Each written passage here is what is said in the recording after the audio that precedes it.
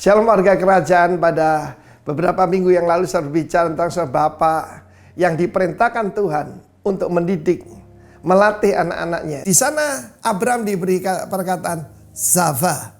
Zava itu adalah seperti komandan kepada anak buah di dalam militer. Nah, tetapi zaman sekarang ini anak-anak itu begitu diberi kebebasan. Karena itu firman Allah mengatakan akhir zaman ini roh yang bekerja adalah roh kedurhakaan.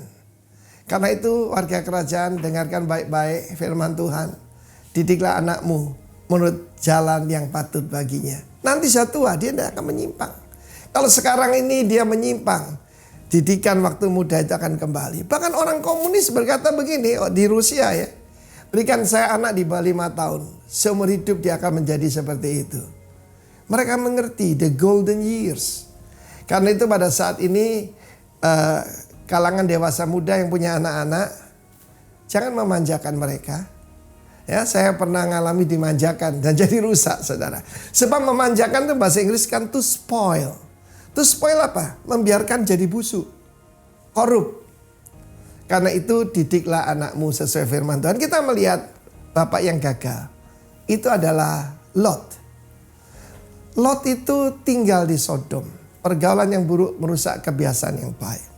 Dan ketika dua malaikat datang untuk memberitahu Sodom, Gomora, Adma, Seboim ya akan dia tunggang balikkan oleh Tuhan ya. Dan juga Zoar mestinya. Maka pada saat itu ketika dia berbicara kepada kedua putri dan kedua calon mantu ini agak yang lain karena semuanya itu LGBT kan. Tapi yang dua ini mungkin bisexual, I don't know. Dan ketika dia menyampaikan firman Tuhan yang disampaikan malaikat, mereka tertawa. Firman Tuhan jadi ejekan.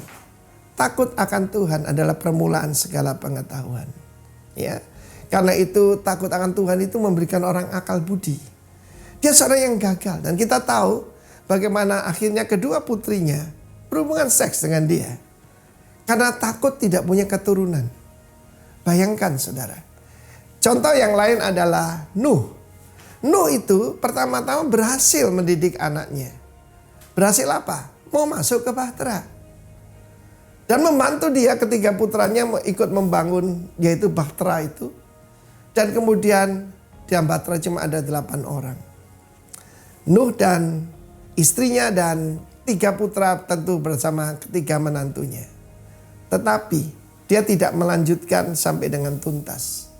Dia tidak memberikan contoh yang baik. Kita tahu Tuhan memberikan seluruh bumi. Dia sibuk dengan apa mainan barunya. Yaitu kebun anggurnya.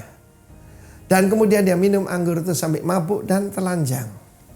Dan kita melihat sampai sekarang ketika golongan besar keturunan pada Nuh, Sem, Ham, dan Yafet.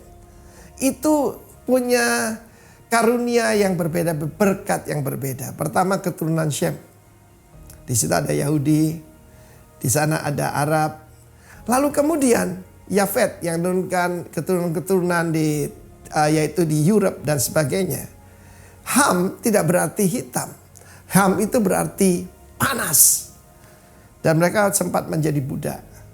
Saudara, karena perkataan seorang ayah yang mengutuk Ham dan Kanaan putranya.